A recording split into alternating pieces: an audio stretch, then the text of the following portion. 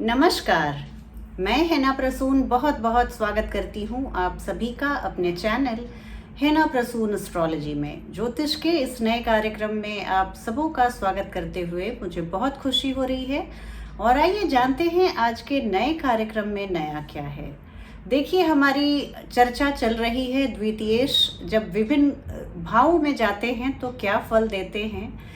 और इसी चर्चा को आगे बढ़ाते हुए इस द्वितीयेश की प्लेसमेंट जो होती है, सेकंड लॉर्ड, हमारे सेकंड हाउस के लॉर्ड जब विभिन्न भावों में जाते हैं, विभिन्न हाउसेस में जाते हैं, डिफरेंट हाउसेस में, तो क्या फल देते हैं, क्या गुल खिलाते हैं, इसी पर ये चर्चा हो रही है। और द्वितीयेश के प्लेसमेंट पर ये एपिसोड अंतिम एपिसोड है। आज के एपिसोड में चर्चा करेंगे जब द्वितीयेश हमारे सेकंड हाउस के Lord 9th house, 10th house, 11th house और 12th हाउस में जाते हैं तो क्या परिणाम देते हैं। तो आप सभी की कुंडली, ऐसे जातकों और जातिकाओं की कुंडली जिसमें सेकंड हाउस के लॉर्ड 9th हाउस में गए हैं, तो बहुत ध्यान से सुनिएगा। ये हमारा धर्म का भाव होता है, पिता का भाव होता है। धार्मिक यात्राएं करते हैं और लंबी दूरी की यात्राएं करते हैं, पिलग्रिमेज और बड़े बड़े मंदिरों के दर्शन।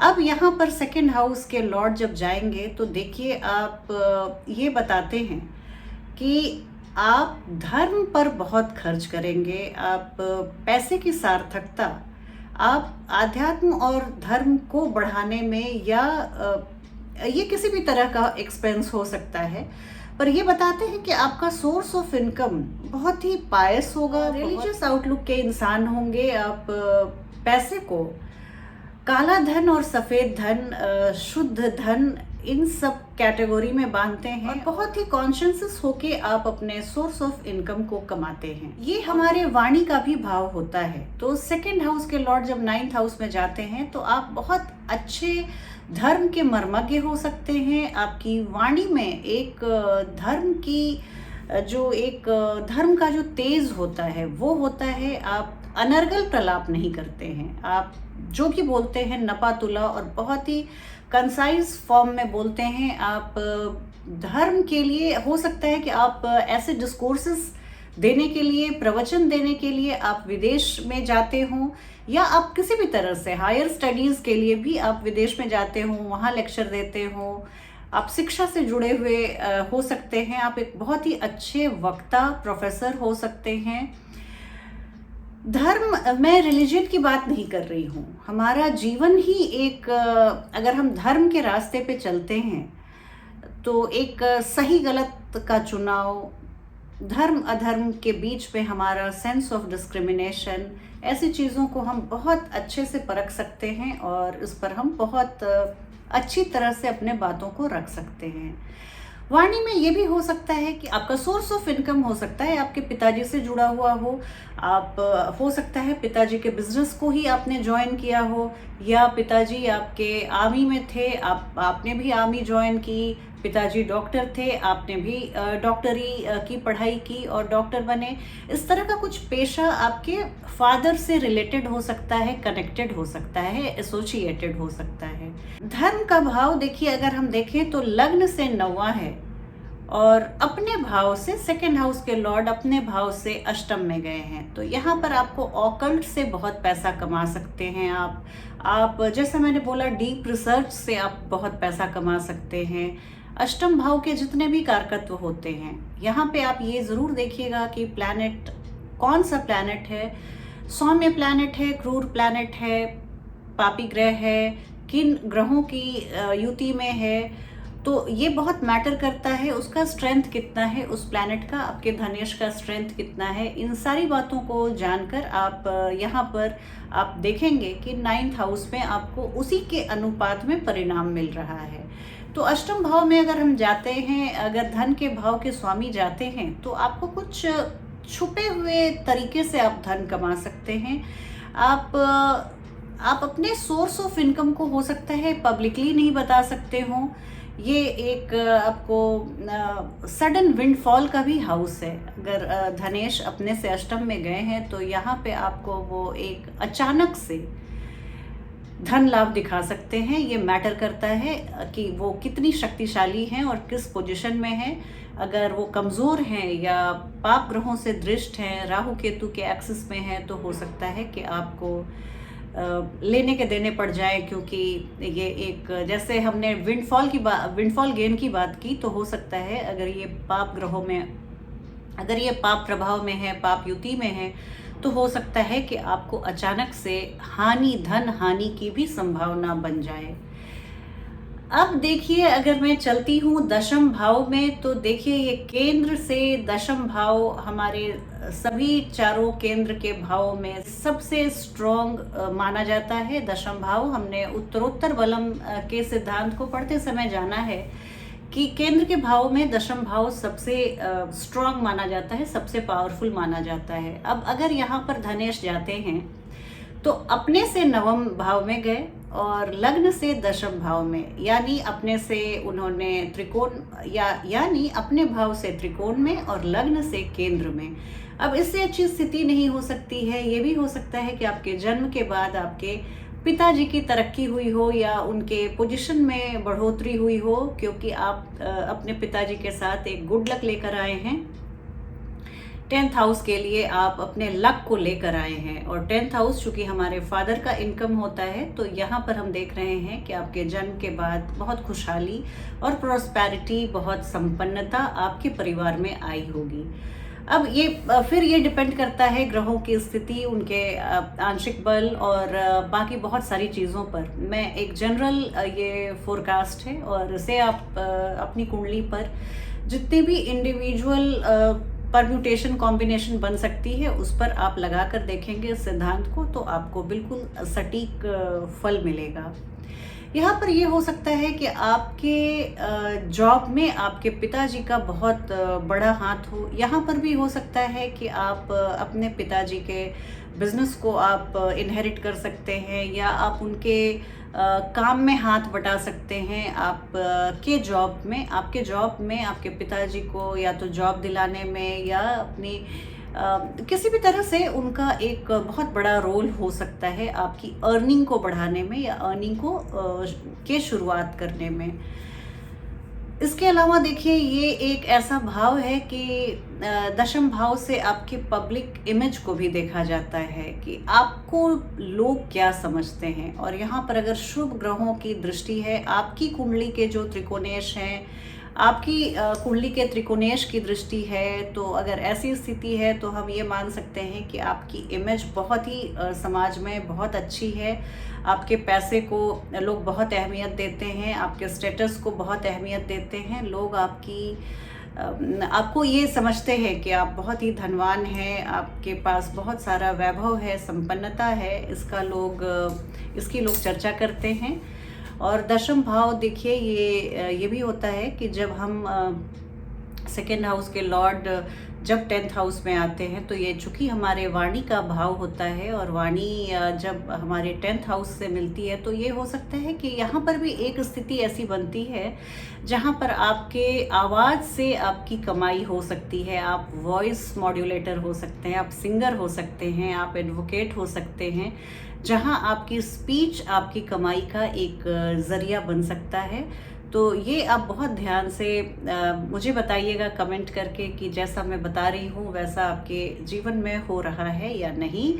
और इसके अलावा देखिए, मैं ये भी देख रही हूँ कि 10th हाउस एक बहुत ही यहाँ पर देखिए धर्मादि कर्माधिपति योग भी बनता है 10th हाउस और 9th हाउस के इन्वॉल्वमेंट में। अगर यहाँ पर धनेश भी इस योग में सम्मिलित हैं, तो निसंदेह आपकी जो आय का जरिया है वो बहुत ही शुभ और शुद्ध धन देने वाला है। आप मंदिर के ट्रस्टी हो सकते हैं। मैंने एक सिर्फ एग्जाम्पल दिया। आप इस तरह से आपकी कमाई का जरिया धार्मिक स्थानों से जुड़ा हुआ हो सकता है, या ये हो सकता है कि आपकी कमाई का जरिया जो भी कुछ हो, जो भी जॉब प्रोफेशन या बिजनेस हो, लेकिन आप एक अपने कमाई का बड़ा हिस्सा धार्मिक स्थानों में आप डोनेट करते होंगे, दान देते होंगे। अब मैं बात करूंगी, अगर आपके धन भाव के स्वामी सेकेंड हाउस के लॉर्ड 11th हाउस में आते हैं, तो ये एक बड़ी ही एक सुपर्ब पोजीशन है, क्योंकि ये लग्न से 11वां है, एकादश भाव हमारे लाभ का होता है, और धन के भाव से ये दशम स्थान आता है, यानी कि लग्न से एकादश और धन भाव से केंद्र में। अब देखिए यहाँ पर जो कमाई की स्थिति बनती है, आप अपने जो धन भाव के स्वामी यहाँ पर बताना चाहते हैं कि देखो मैं 11th हाउस में तुमको किस तरह से कमाई दे सकता हूँ, तो तुम्हें मैं कॉन्टैक्ट्स के थ्रू दे सकता हूँ। यहाँ पर मैंने देखा है कि धन के भाव के स्वामी जब 11th हाउस पे आते हैं, तो यहाँ मैंने देखा है कि लोगों को बहुत जोड़ तोड़ की राजनीति, उन्हें पैसे कमाने का गुर बहुत अच्छे से आता है। पैसे कैसे बनाए जाते हैं, कैसे हम एक और एक 11 करते हैं, इन सब चीज़ों के बारे में आपका बहुत ही अच्छा दिमाग चलता है। आप पैसे कमाने के हुनर को जानते हैं।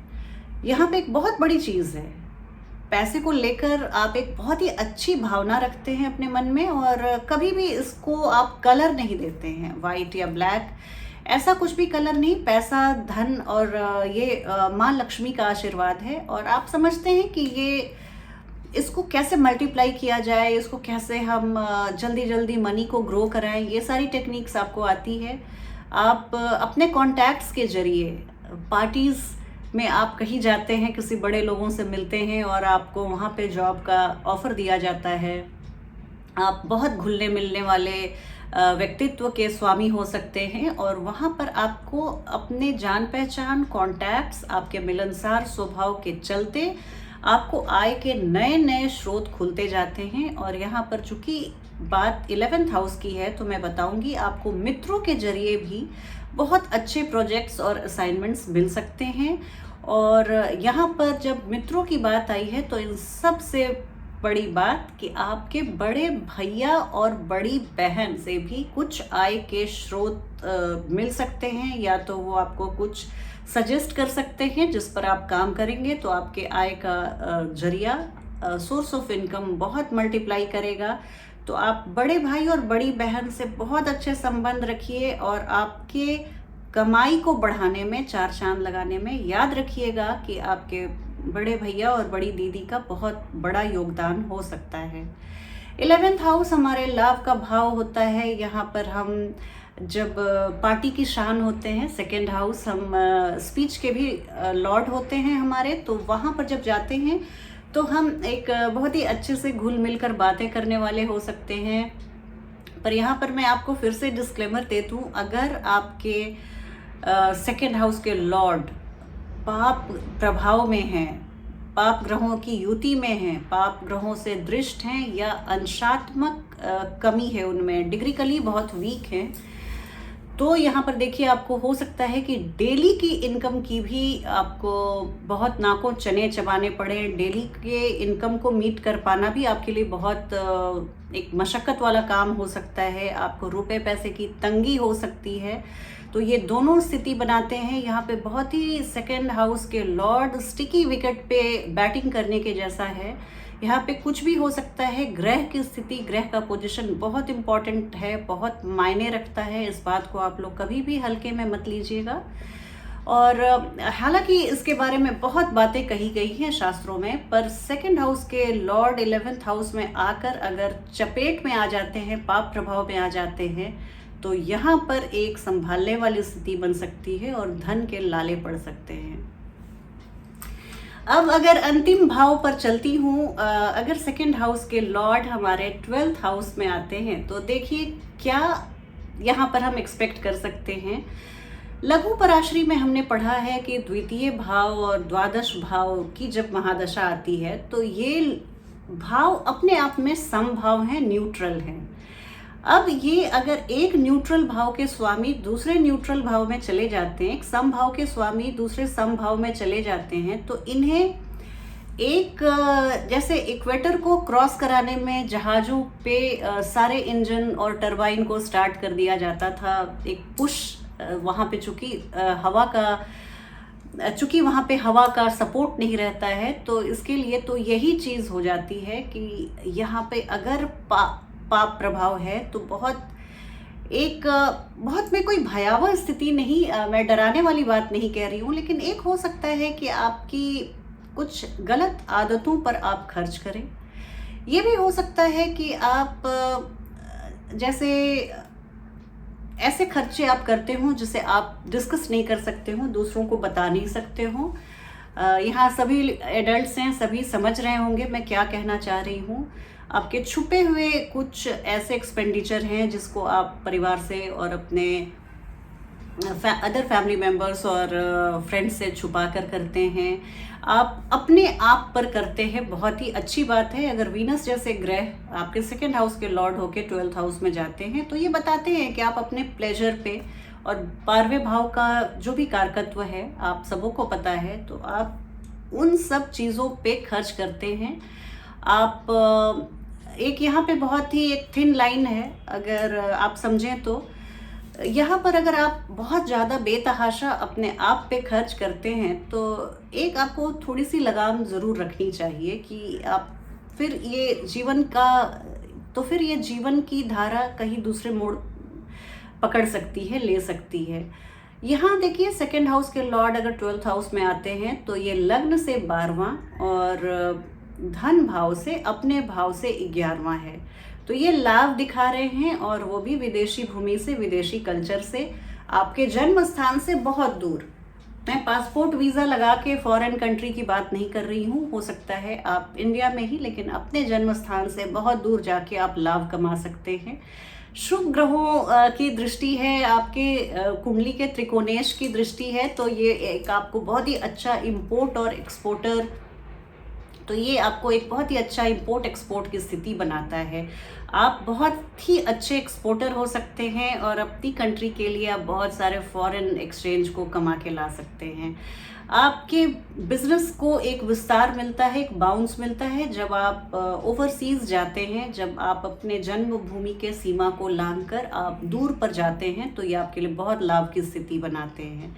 आप बहुत ही अच्छे डॉक्टर हो सकते हैं, हॉस्पिटल का भी ये घर है, आप इवन आप ये एजाइलम का भी हाउस है। आप हो सकता है आपकी नौकरी जेल, पागल खाने, हॉस्पिटल, या किसी स्पिरिचुअलिटी के या किसी आप आध्यात्मिक पर्पस से जुड़े हुए हों, तो वहाँ पर भी आपको बहुत ही अच्छी इनकम और बहुत ही नेम फेम ये सेकंड हाउस के लॉर्ड दिला सकते हैं।